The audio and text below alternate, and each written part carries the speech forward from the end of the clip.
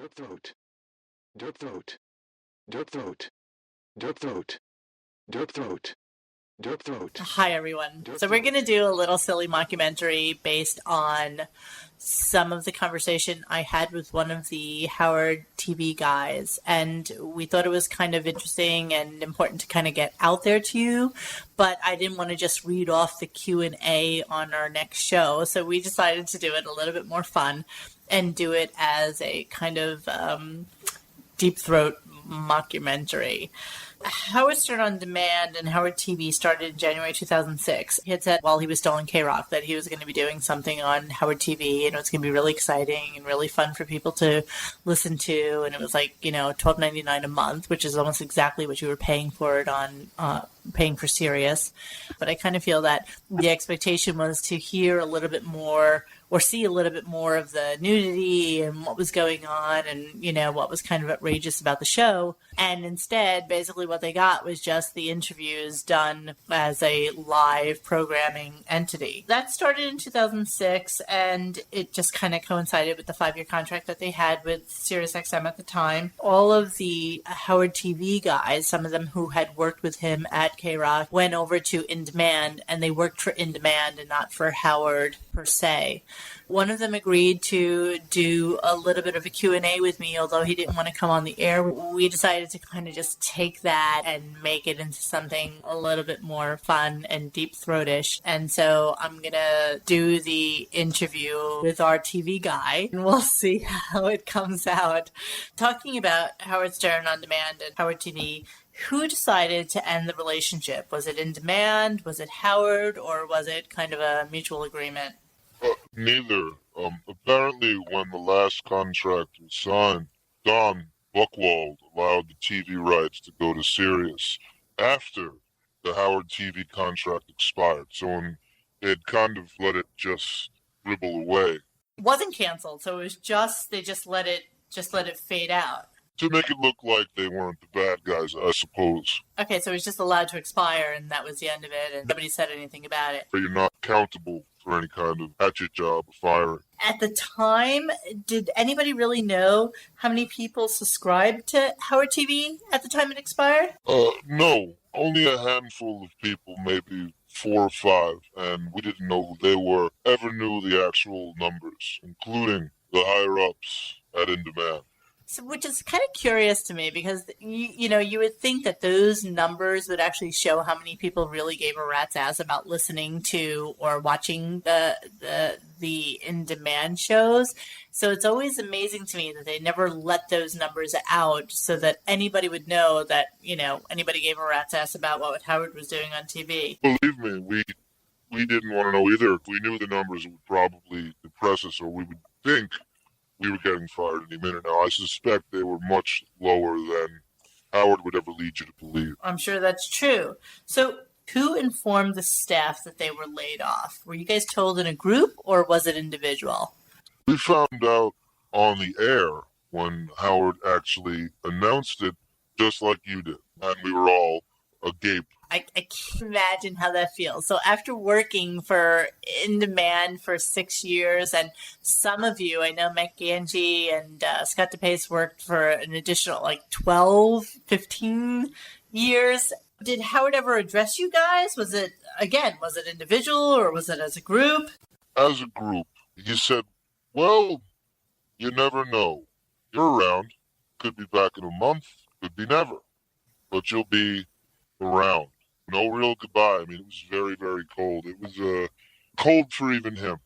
And we're still kind of not... it's very unsettling to this day. Why do you think he's still taping the show? Was it easier to just hire freelancers to do this as opposed to paying an entire staff, or as opposed to, paying you guys health insurance or anything like that? Most likely for the Black Rock deal, he's in the Hamptons, so it's a whale rock. Beth must have saved the whale.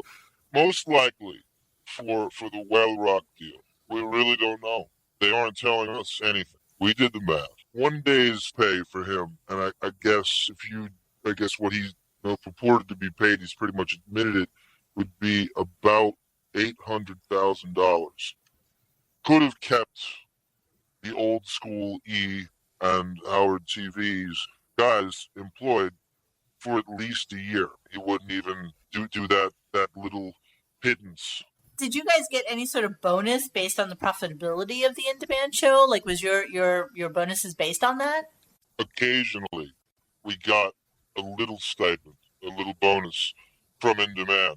Not Sirius or Howard, from In Demand. So you actually just worked for them. You didn't really work for the Howard show. Like, you just worked for In Demand. Just In Demand. Howard and wanted to wash his hands, as did Sirius. Anything we got was from In Demand, and they made that clear. 112 Productions is independent of that. Did they give you a decent severance package when they let you go? In Demand gave one. Nothing from Sirius or Howard. Anyone else try to help you guys get jobs, since he and Gary have tons of contacts in the media? No. Flatly, no. I think we all thought the one thing we have here are connections and contacts and references. And I mean, it's as if we vanished off the face of the earth. We might as well be Opie and Anthony. The Howard TV guys really haven't heard from Gary or Howard. Did he tell you guys that maybe there was something in the future for you? Like he told the audience? He kept saying, you never know. You never know. With the kind of a wink thing, as if something will come about. I mean, I think you guys even probably heard him say on the air, as the transition to the next year, something huge is always happening. It was as if we were just going to wait around, but he never told us about a new home for it at all. Potential offers for a new home for Howard TV? Maybe he did have offers, but he couldn't strike any specific deals. Couldn't or wouldn't? I suspect a little of both. Not a lot of people were interested, and the ones that weren't offering his kind of money. What honestly are your thoughts on Howard? Do you feel you were treated well by him after over a decade of service? Let me put it this way. If you're a fan, you shouldn't be surprised by the cold shoulder. We love the inside scoop on things that go on behind the scenes. But was there a policy of no one looking at or talking to? Did Ronnie clear the halls after the show? Kind of. Yeah, kind of. I mean, everyone pretty much knew that he just wanted to go to his office and kind of... So we left him alone. There was no real law about it, but I think people kind of lived in fear of just striking up small talk with him as he, walked to, I guess, meditate. Right. Is the new evolved term for napping. What do you think people in the office felt about Howard being PC and turning the show into a long-form interview show? It was interesting, when you would walk around the office and look at, if you're a long-time fan of the show, they keep very mum about it. Stoic faces during this, and just not quite the energy with the back staff that you had seen in previous years. So let me ask you about a couple of people that are still involved in the show. Are you still friendly with Sal and Richard? From what I hear, Sal and Richard are just a very small handful of radio people who still keep in touch with the Howard TV guys. And just speaking to... The guys. Personally, I still talk to Sal and Richard a lot. Sal and Richard above all of the rest. The rest of them, well... What's your thoughts on Robin? I know she's into some whole new self-help thing. She goes around doing the apology tour. She just had lunch, as we all know, with Jackie a couple of weeks. What's your thoughts on Robin? I mean, interesting thoughts on her, good and bad, but what do you think? On a personal level, I had always had a great relationship with Robin, believe it or not. And a lot of the TV guys did as well. She was pretty affable when the mics weren't on. She just has a different vibe than Howard does. She's sort of fearless. She was always nice, very giving off the air. Interesting, because you always think of her as being so aloof, and you guys are in. But I could see that. I mean, she lives a real life, and so I guess that makes sense. What are your general thoughts on Gary? Oh, Gary. I think we have heard this from a lot of ex-staffers, and everyone seems to be on the same page with this. One of us even said on the air once that he became quite arrogant. When the show went to Sirius, especially, is when that arrogance had really kicked into high gear. Sure, because you know what? Here's this guy who God knows how much he was making when they were at, K-Rock. And then literally the week that they signed the contract to go to Sirius, he goes out and buys like an over $1 million house in Connecticut. I'm sure he got like some massive sign-on bonus and whatever he got. But, all of a sudden, I think he became the elitist Gary that never really existed when he was at K-Rock. I think Howard must have spoken to him off air and just feeded his head all the more. And I think he viewed himself as sort of the last man standing, with John gone and Artie, a few years later. And so he was kind of still there, and he had viewed himself as kind of, everybody else, waged the same war as him. And he's also a big star fucker. So he needs to be in that, have access to the same people Howard has access to. He never takes accountability for his screw-ups. He'll lie his ass off when he does screw up, and he will always invariably blame other people to the point of pathological. It'll be very interesting to see what happens when Howard finally quits the show, because, here's this guy making probably well over $1 million. Who the fuck is going to hire him to just basically be a show booker, when you can probably get somebody for like $50,000, $60,000 who's super eager to do the job. And here's like a 55, 56-year-old guy looking for another job. I agree. And I really need to ask this. What do you think about Ralph? I don't know if you know this or not, but 112 Productions actually pays him a 401k. I think it's him, Beth. Those are like the people that are on Howard's payroll that actually get 401k monies put into their accounts. But what's your feeling about Ralph? That doesn't surprise me in the slightest, because we always spoke with the guys at Howard TV. Ralph seemed to always be guaranteed a paycheck. Like, no matter what endeavor Howard got involved with, it seemed like Ralph was always guaranteed a paycheck. For everything Howard does, Ralph somehow is classified as a must-hire. One question that we ask everybody who ever comes on our show is, did you guys ever have to sign a non-disclosure agreement? No, we didn't. I suspect that's because we worked for In Demand. He didn't have the authority. Probably legally, he couldn't do that. I'm sure he'd like us to have one. What was the feeling in the back office when they were removed from doing their own shows and the wrap-up show?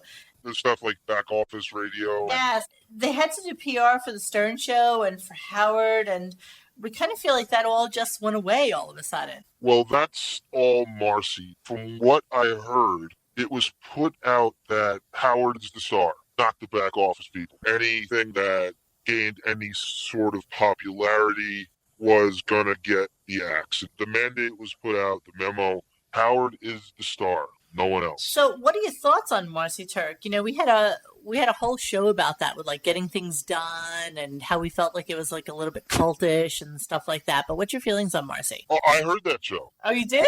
I heard that show. I listened to Radio Gunk. A lot of the Howard TV guys do. It's better than the Stern show. I have to side with the Page 6 article. There are a few things that were done at these meetings that would make your head explode.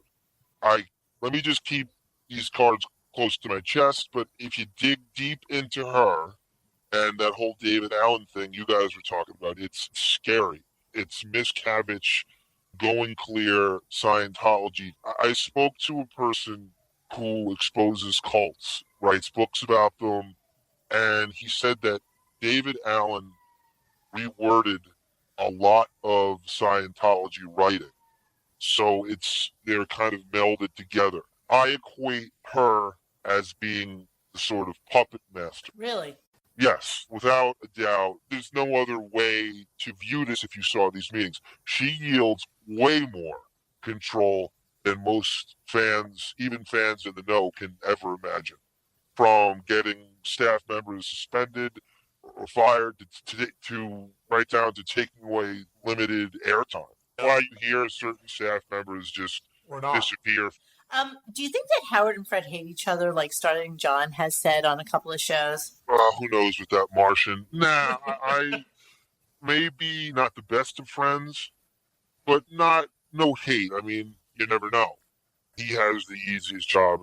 I have another question. What are your thoughts on Howard kissing up to celebrities that he used to bash, like Jennifer Aniston and Ellen DeGeneres and all that starfgery that goes on with him right now? I mean, I'm probably not saying anything that your podcast hasn't said a million times.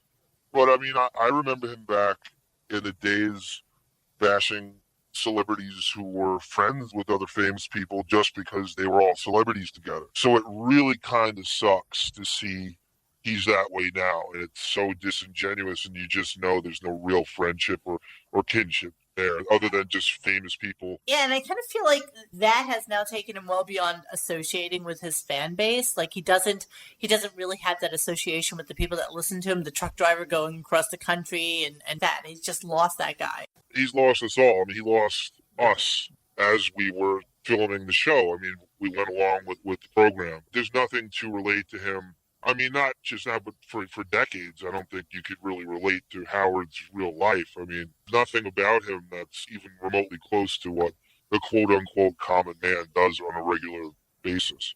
Yeah.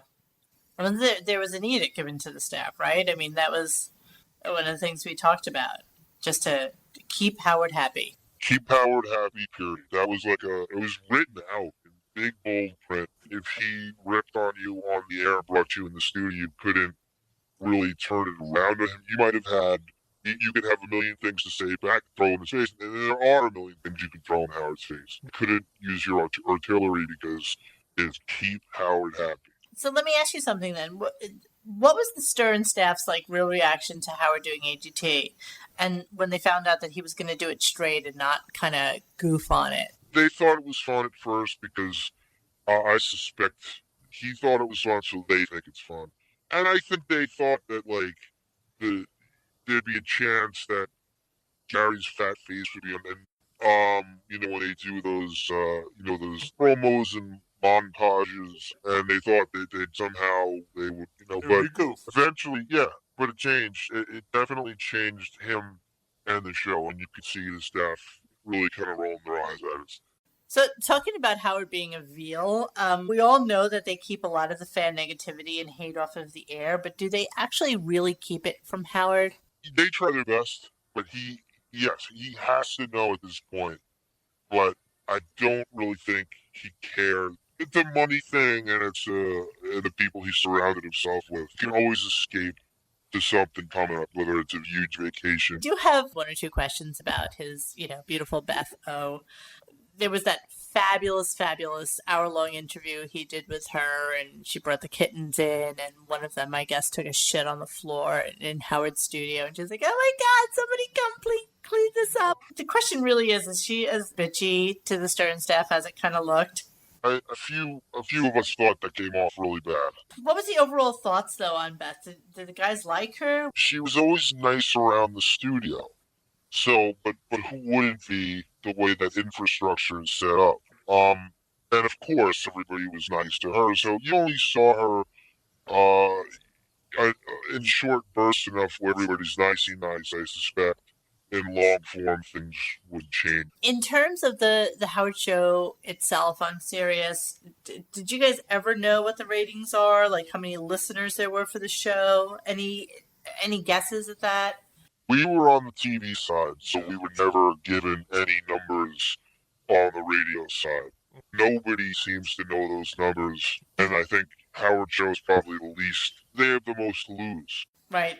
Do you think that Howard's still usually popular and relevant, or are they just, towing the company line at this point and blowing smoke up his ass? If someone's willing to keep paying him, someone must think he's relevant. He'll keep resigning until it does. I mean, it's hard to walk away from a job that easy where you don't really have to. You're being driven there, and everyone wants to clear the halls, and you get that kind of vacation time, and how do you walk away? So finally, and this is going to be my last question for you, what do you think the future holds for this show? We aren't sure that could be his only source of income, but he needs to go out with some kind of flourish. Oh, there's no way he would leave. I mean, he left AGT after 3 seasons with a full black and white dissertation on saying goodbye to him from some stupid gong show. Yeah. There's no, I mean, we would have known based on the birthday show you saw last year, we would have known something huge, and there would have been such a to-do. So there's no way. I'm sure some people will go after him for royalties, being that he's making money off their likenesses and images. Most of us think he's going to resign, but it'll be interesting to see what he does for going forward into the next couple of years. You're right. He has to go out with something big. It's not going to happen if he's just doing social media at that point. You know, it has to be a combination of being on Sirius. I'm sure he's already cutting that into his deal that he needs to be able to make some big bang when the show is over. You know, something interesting will happen. And unfortunately, I'm really sorry for you guys, and you know how it kind of screwed you guys over to just hear about you being fired on it. Nice of you for thinking of us. Everybody wants to know what happened with the TV crew, and I really appreciate you just talking to us. And I know you couldn't do it live. You know, I can't speak for the other guys. If you're going to protect my anonymity like this, I mean, anytime. I mean, I'd love to do this again. The others I won't speak for. Maybe they will come on, and you know, again, there wasn't a non-disclosure agreement, so you never want to burn your bridges, and you never want to not be able to do something in your desired profession. So we completely appreciate that. Anytime, I'm a big fan, like I said, of Radio Gunk, and I will continue to listen to that. And thank you so much. Thank you. Bye. Bye. Thanks for hanging with us tonight. Please join us for any discussion at radiogunk.com in the forums section. Follow us on Instagram or Twitter at Radio Gunk. And don't forget to like this and subscribe to us and hit that little bell so that you know when we're going to have a new show. Thanks.